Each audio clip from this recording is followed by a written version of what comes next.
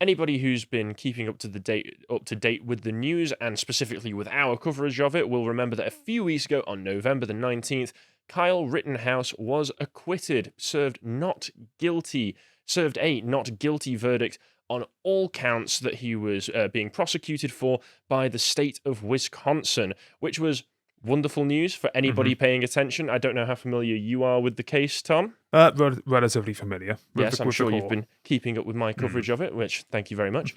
So here's just a reminder from Legal Insurrection about the not guilty verdict on all counts. There's a wonderful little image there of Rittenhouse hugging one of the defense attorneys who was working with him. That was Sheriff Feasey. And you can see here, just as a quick recount, the first count was against Joseph Rosenbaum, one of the men that he killed who was trying to attack him. He was the diminutive, dwarfish pedophile who instigated the original encounter, and Rittenhouse had to shoot as an act of self-defense. Was not guilty. The second count, Richard McGinnis, was a journalist for the Daily Caller, who I'm not familiar with, Nor am I. who was chasing after Rosenbaum and Rittenhouse during the incident, Nice. and was sort of potentially the firing line. I think one of the bullets that went through Rosenbaum whizzed past him, so it was like, reckless endangerment, not guilty, because it wasn't Rittenhouse's fault that that McGinnis just happened to be chasing them at the time for the story. Just an unfortunate coincidence. Yep. The third count was when Rittenhouse shot at an unknown male who drop-kicked him in the face when he was down, and then ran away immediately. I think the general public don't know who this unknown male is, although the defense, the prosecution, who were trying to charge Rittenhouse with all of these, do know who he is, from what I'm aware, and just haven't released it to the public. Convenient. Wonderful that there's state employees in the state of Wisconsin protecting fugitives and felons. Wonderful to know. The fourth count was against Anthony Huber, who smacked Rittenhouse with the skateboard and got shot. Not guilty. Fifth count was Grosskreutz, the only guy who survived, got his bicep blown off. Massive lefty, more so than now, because he was an anarchist revolutionary. He even testified in the trial and basically admitted, Rittenhouse only shot me when I was about to shoot him in the face. Yeah. Not guilty. So not guilty on all counts. Wonderful. That's just a really quick little taster of everything that went on. If you want to know more, check out our coverage of the rest of the trial. You can find it on the podcast, the Lotus Eaters YouTube channel. But since then, Rittenhouse has not been keeping quiet. As you would imagine, the media over the past year, since the initial incident came out to the public, which basically the night that it happened, has been smearing him, saying very bad things about him, trying to make him seem like he was a white supremacist purely because of the fact that he opened fired at protesters at a Black Lives Matter rally. Because that says it all, despite the fact that the three people that he did shoot were all white. So that says it all you need to know about the media coverage. Yeah. And Kyle has been going into the public since then and sort of making his side of the story known, because for many people, when he testified on his own behalf as part of the defense tactic, part of the defense tactic in the trial, it was the first time many of us had heard Kyle talk. For most of us, the first time that we'd heard his side of the story being told from his in his own words, which was very interesting. And now he's taking the opportunity to go and just make it public knowledge what his side of the story is. And the first thing that he did was this Tucker Carlson. This Tucker Carlson interview that was done on the 22nd of November was quite hyped up as soon as it came out. And there were a few notorious little things that came out about it. It did help to clarify some information regarding the timeline of events on the night in August 2020 when the events took place. He also made some quite amusing comments when Tucker asked him, do you think the FBI is going to protect you now that you're such a public figure?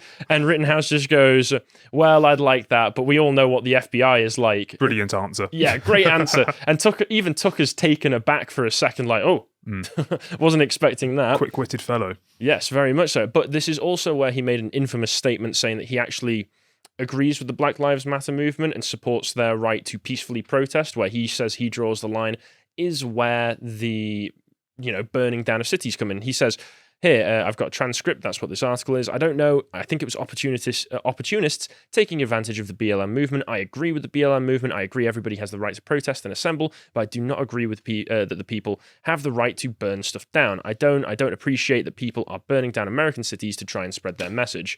And I agree, you've got to remember as well, Kyle is probably not like us sitting around learning everything there is to know about all of the many, many times BLM has lied about stories or propagated fake stories. He probably just sees them for very much the surface level. Yeah. We want justice against, bad things that happened. He is still 18 years old after all. It's easy to forget that, yeah. But I think as soon as he identifies that there is an encouragement of, I suppose, purposeful destruction in the BLM movement, he'll probably red pill himself, I imagine. Yes, I would imagine so, especially seeing that he has been going around doing the rounds. As you can imagine, most of the left-wing media do not want anything to do with him, but he's been going around a lot of the more conservative podcasts and news shows and doing the interviews there. So I wouldn't be surprised if, while he's been taking part in those, the people who he's been speaking to, like Stephen Crowder, like Charlie Kirk, have had chats with him off camera saying, like, about this such and this such and this such. So he is probably getting red pills. But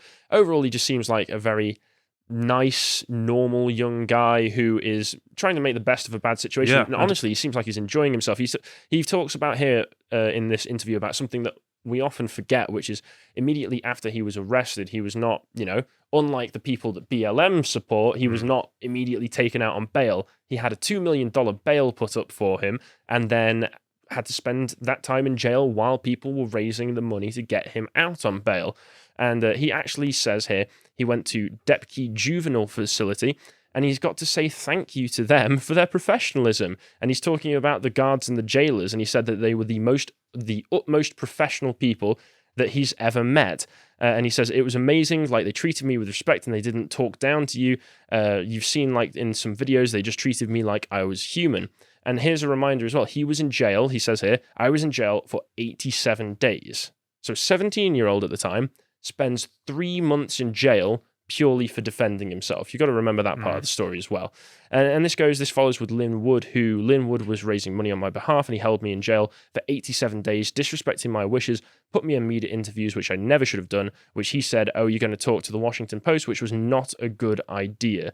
And Lynn Wood was his original attorney in the defense case, who said that he would be safer in jail instead of at home with his family. And I can understand with BLM being what they are, there is a certain level of logic to that, but at the same time, the psychological harm that would subject him to. Yes, and honestly, it's very impressive that he's not come out much more damaged than he is. Obviously, anybody who watched his testimony will be able to see that he was very affected by having to defend himself and kill people in the process of doing so. He seems to have definitely come out with some trauma on the other side, and he is speaking to mental health professionals about that. And I think it came out as well that he'd been struggling to sleep at night sometimes. I'm not surprised. All in all, he's doing much better than you would expect someone of his age to do. And looking into some more of those media appearances, he recently appeared on the Charlie Kirk Show, another conservative commentator online, where he spoke about some of the media coverage that I have mentioned that was very negative about him. Are you aware of a YouTube channel called The Young Turks? I am. Yes, for anybody unaware, The Young Turks is a left-wing leftist, I would probably say, progressive news source. Don't quote me on that. Led by Cenk Uygur, or Sunk U-Boat, as I prefer to refer to him as.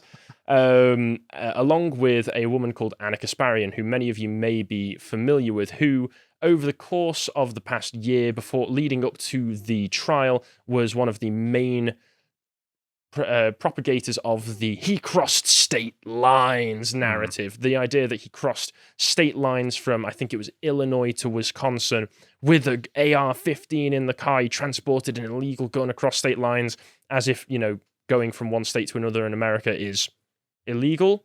I thought these are open borders types, but it's called the United States. Yes, even though, of course, if you're aware of the story, that is not what happened. The gun which he used to defend himself had never left Wisconsin since his sister's boyfriend, Dominic Black, bought it for him.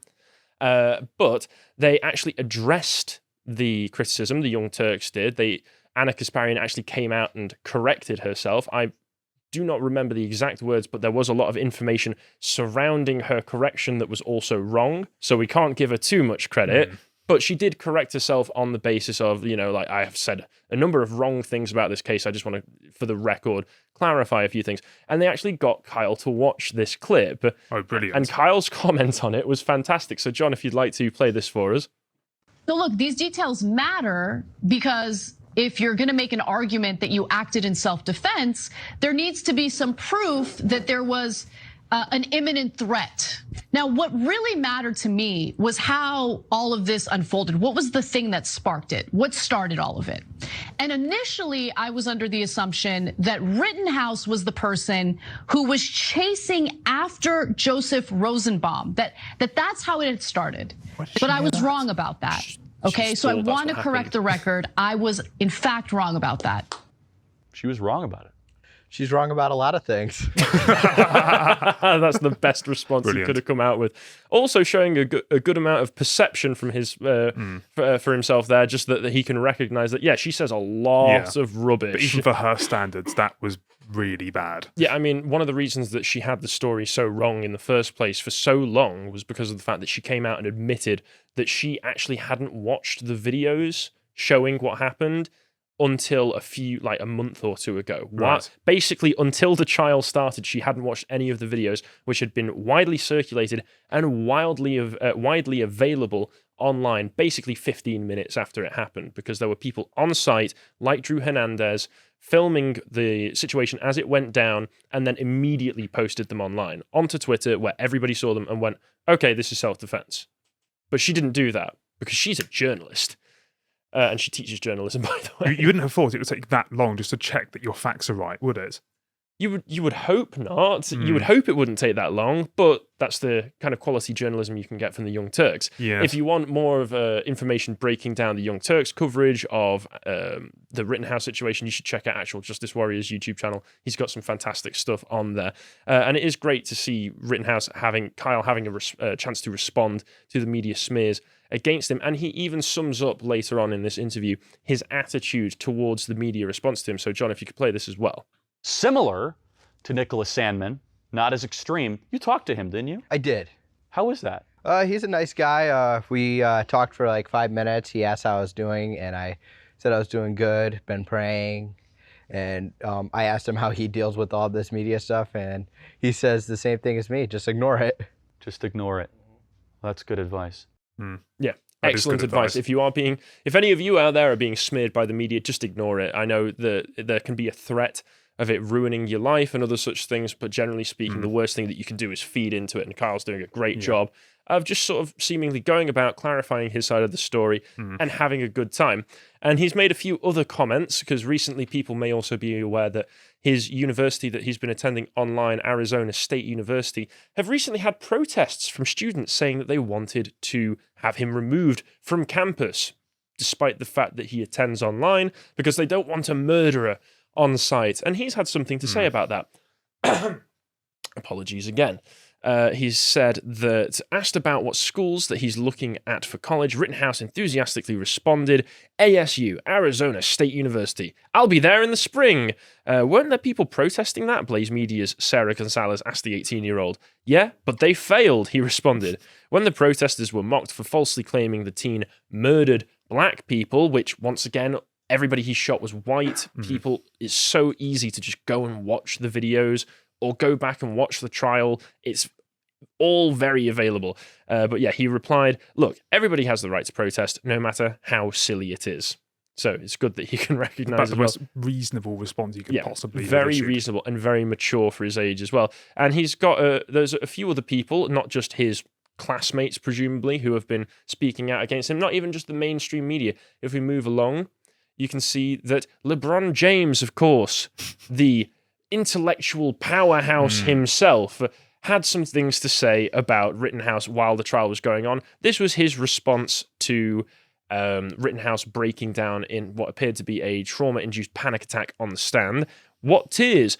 I didn't see one. Man, knock it off. That boy ate some lemons before walking into court. How very compassionate. Thank you, LeBron. Tactful. Yes, thank you, LeBron, for your as per usual, on point commentary. What a gift you are.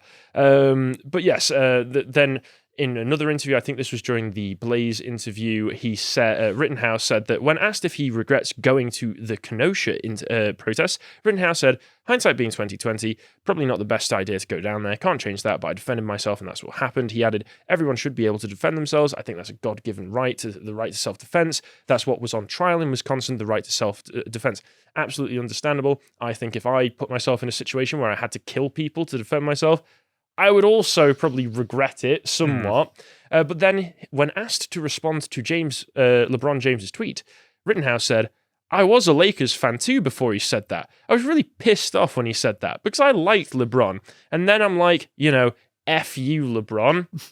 Good on you, Kyle. Good on you, just taking what these people are saying, these absolute lies, and just saying, F you, I'm just going to ignore that. Whatever. Appropriate response.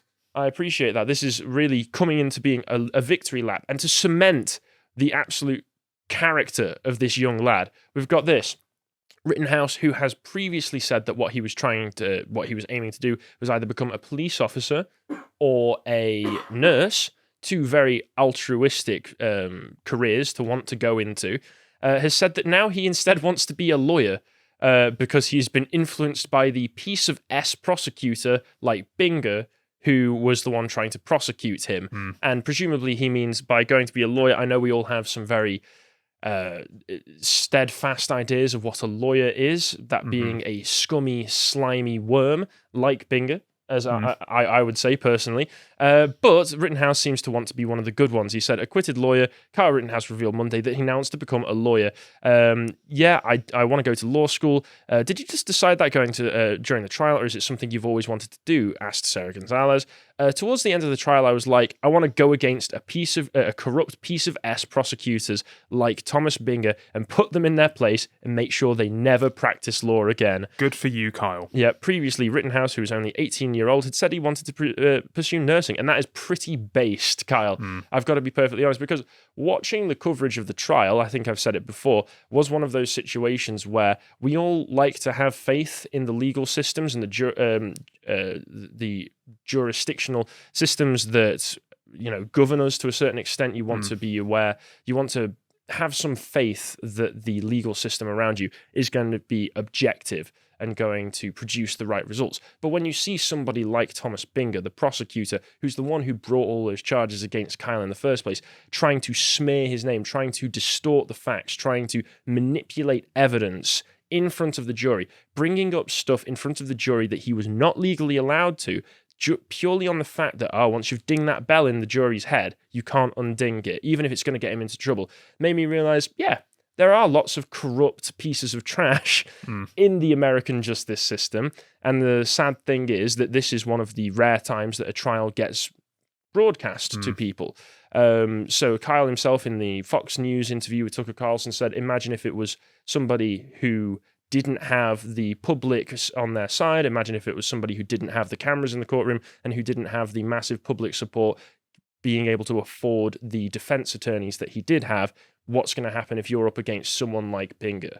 So it was kind of one of those things where it's like, okay, there's some problems out there, but this is a case of good activism where an actual problem has been identified and Rittenhouse wants to go out and do something practically useful. It's a brilliant good news story, solution. Isn't it? Where a justice system has actually come to the true victim's need, if you like. Yes, but during the same appearance, Rittenhouse criticised the prosecutor for pointing a firearm in the courtroom with his finger on the trigger, saying he found it alarming, though he tried not to show his emotion during the trial. The teen revealed that at least some of the jury members, too, looked alarmed at that moment. Yeah, that's the quite famous image now of Binger with the AR-15 in his hand, looking down the scope with his finger on the trigger, pointing it at the jury. Professional. I bet there were a few jury members who are a little bit concerned about that. But just to carry on, we've also got Kyle recently appeared on the Steven Crowder, Louder with Crowder. He appeared, I think it was last night, live streaming. And if we carry on, we can see some excerpts from that. He had a comedian on the podcast with him called Dave Landau, who revealed how watching the trial live had changed his mind on Rittenhouse. So Stephen Crowder, as a co-host, Dave Landau, sat down with Kyle Rittenhouse. Dave explained to Kyle that watching much of the trial was difficult and has changed his mind about the teenager. Stephen interjected and told Dave to come clean. He thought you were what the media called you, Stephen said with a smirk. To be honest, Dave said, I had listened to so much rhetoric on the news that said that you were a white supremacist. Dave went on to say that the media portrayed a view that Rittenhouse went to Kenosha in a MAGA hat to hunt people, but as the trial unfolded, it became apparent to him that Rittenhouse was nothing like what the media painted him to be. So I think this goes to show the importance of being able to broadcast these kinds of very high-profile trials, just so that the public can get the right idea of what is going on. Yeah. And actually hold those spewing the misinformation to account as well. Yeah, I mean, Rittenhouse himself has said that as much in the Tucker interview. You're right that we should be able to hold these corrupt prosecutors like Binger to some kind of account. And you've got to think as well, this is the kind of corruption we don't get to see when they don't broadcast these trials. Almost somewhat bringing the Ghislaine Maxwell trial that's got ongoing to mind at the moment. What are we missing out there? I dread to think. But just to finish this off, despite everything, despite the fact that everything involving this case is very, very easily findable, very publicly documented at this point, there are still morons on the internet who are big mad, leftists big mad. So you can see here, KFC, if you just want to click on this image, John, a man called Kevin Clancy, who's an American sports commentator in Barstool, wherever that is. He's got a blue check mark, though, so even though I've never heard of him, Twitter thinks he's important enough. Posted a tweet here saying, find a bigger loser than this kid. It's impossible. Showing a picture of what appears to be a very happy and happy-looking Kyle, just enjoying himself, being able to give his side of the story, meet a load of people who he probably didn't expect. Just being relieved above all else. Yeah, the hell just, he's been through. Just having a good time. Look at how happy he looks. But then if we move over, we can see that this man himself is that bigger loser that he was asking for evidence of. I've ruined my marriage, my family, and my life. Barstool sports host admits to cheating on his pregnant wife after she called him out on social media. My heart bleeds. I know. So if you want to consider the character of these people who are still trying to smear Kyle after all this time and still try and make him seem like a loser and probably still try and call him a white supremacist, maybe they should look in a mirror. If you enjoyed that segment from the podcast of the Lotus Eaters, you can go to lotuseaters.com to check out all the premium content we have on the site.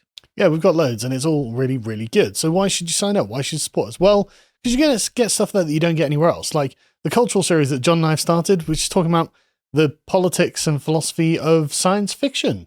Because everyone was demanding it. And John was like, let's do Star Trek. Okay. Everyone loved it. And they were like, okay, let's do Stargate. And he had never watched this. And so he's like, is this military propaganda? I'm like, no, it's not military propaganda. It's basically a soap opera set in a science fiction setting. But anyway, we've got really great stuff like that. And then we've obviously got our articles, which have got audio narration for the Silver Tier members, such as this Anti-Civilizational Environmentalism by Hugo, as in, look at them. They want to actually erase civilization. And they're actually not very shy about saying it at this point. But anyway, moving on, we've got interviews with absolute mad lads, such as Miles of Kabul, that you did. Good guy. Did nothing wrong. Ironically. This is the guy who had to be evacuated out of Afghanistan because he was on holiday there. Basically. Yeah, the funny thing is, like, there's loads of criticisms of him that are out there, but we just sat down and went through them, and none of them hold water. So yeah, he seemed like a really nice guy, and he's got a very placid temperament. Like he's not like some sort of raging lunatic or anything. I was really surprised. I expected him to be mad. But anyway, we've also got loads of regular content, such as our book clubs. This is the Communist Manifesto that Thomas and I recently did. It's very interesting, if you're not a communist, to read the Communist Manifesto, because there are some telltale signs of conservatism that are embedded within it. I know that sounds hard to believe, but trust me, it's in there. Anyway, moving on, we've got our spicy podcast that we can't put on YouTube. Can't carry on talking about that on this channel. Anyway, we've also got the Contemplations, this one that you did with Josh, talking about Parliament. Yeah, so Does it work? This is just an in-depth look at the system and where it comes from and why it's a bit of a meme.